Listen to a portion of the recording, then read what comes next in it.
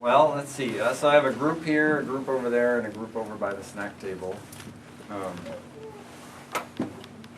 So I actually don't have a real major reason that I use birds other than the birds are cool. And I've always said that I wouldn't want to live in a world that didn't have birds. Like, just to hear them, you know, is like part of life affirming experience for me. But it's, there's another one of my students. But I take liberties with the birds a little bit, you know. The colors aren't necessarily true, the forms aren't necessarily true, because what it really does is it gives me an excuse to play with aesthetics in my work. So I take the color of the bird or the pattern of the bird, and then I just start playing with the idea of pattern and color that are related to the bird or that are actually really different than the bird. You know, so the idea of having some sense of the organic and then some sense of the mathematical or the engineered, and then some sense of a sense of sky or land or earth, but also the idea of decoration. You know, so male birds are very decorated. As a male, I kind of relate to that. You know, Nice shirt. You know, like I love that. You know, when I look at back in the old, you know, medieval period, and the men were peacocks, you know, and they had all the fancy clothes and the cane, and I think I had some part of me lived back there once. So I'm living that out in this work, I guess, in some way. And it's working in your shirt too. Yeah, right. I've got two. Patterns. So the I medium. used to have no interest in patterns at all, but about 5 years ago I got really interested in pattern. And I'm getting more and more interested in pattern, and I'm also interested in kind of filling stuff up, and I think that one of the things I try to do with my work is that, like I was talking about before, like with a poem or a story, like a story, I mean like a myth, a story, a real story, that the more you investigate it, the more you're going to see, the more you're going to get out of it, that it's going to reveal itself over time. And that you might start noticing things you hadn't noticed before. You might want to migrate.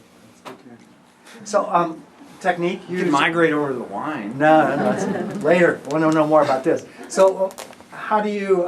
This is on paper. What kind of papers? Oh, it's just printmaking paper, really. And No, so then you just mount it on rag board, paper. or what do you do then? It's mounted on archival foam core, wet mounted, and the frame shop does all that.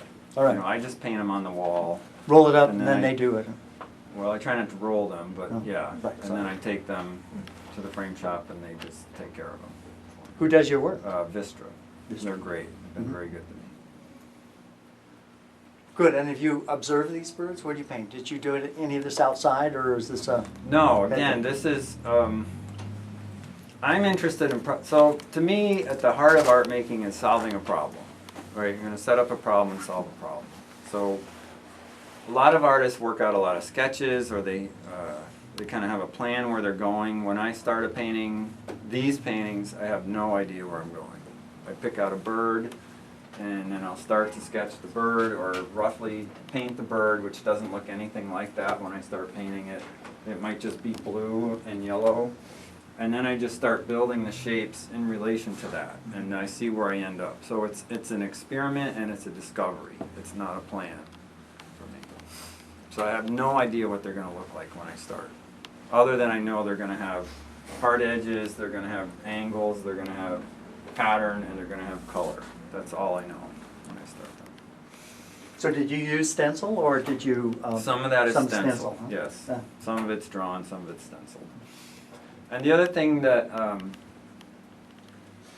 about my work, you know, sometimes artists have a palette, and I really don't want to have a palette, right? So I'll have that color, you know, I'll just pick. Oh, I'm going to say I'm going to make a yellow and green painting. I'm going to make a pink and blue painting. I'm going to make a blue painting. I'm going to make a red and yellow painting, and just try to push color in a lot of different directions, so that I'm not I don't want to repeat myself.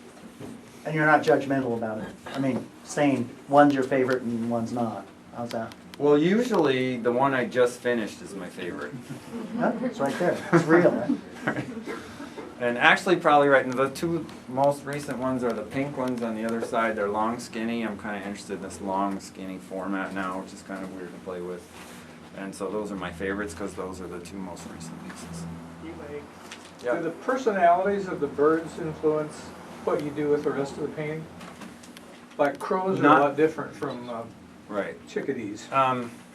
Well, in all honesty, I actually pick birds that are small and that are a little bit humble. I mean, did do that one hawk, but mostly I pick small birds that are a little bit humble and just bring a song into the world. And so I don't think I think about personality, because for me it really is about just trying to deal with aesthetic problem solving, and then hopefully that ends up looking nice when I'm done. Thank you. He's here. More questions? Yeah, questions Yeah. are good.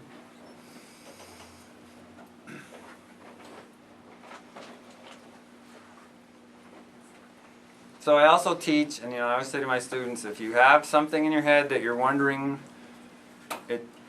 probably somebody else is thinking the same thing. And so if you ask a question, you're actually asking a question that someone else is wondering about. Yeah, any personal favorites from any of you here of these? And these are for sale too. Is that right? And quite affordable, actually, so think about it. Are these yours also? Yeah, there's the ones on this wall by the snack. Yeah. So they're all scattered around. Anybody else? We have like 8 or 10 minutes for you to enjoy this, for sure. Okay, so again, the question that I just received was, do I go watch the birds and sketch them? And I don't. When I spend time outside by myself a lot. I just appreciate them. To me, it's almost like two different worlds. Like that world, I'm there and I'm watching birds, and this world, I'm in my studio and I'm playing with color and shape. And probably one has to do with the other, but it's not directly related in a weird way. Maybe more of a sort of soul level way. But, so the answer is not really. Just find a picture I like and start playing, and then sometimes I'll just turn their head or spin them around or angle them, or I take liberties.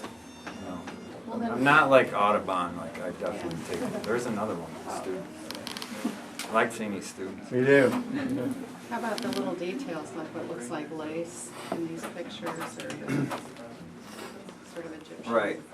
Well, again, just playing with the idea of pattern. I see patterns in the world, I see patterns in the birds, but the idea of just how can I incorporate a sort of structured pattern with an unstructured space and sort of harmonize them.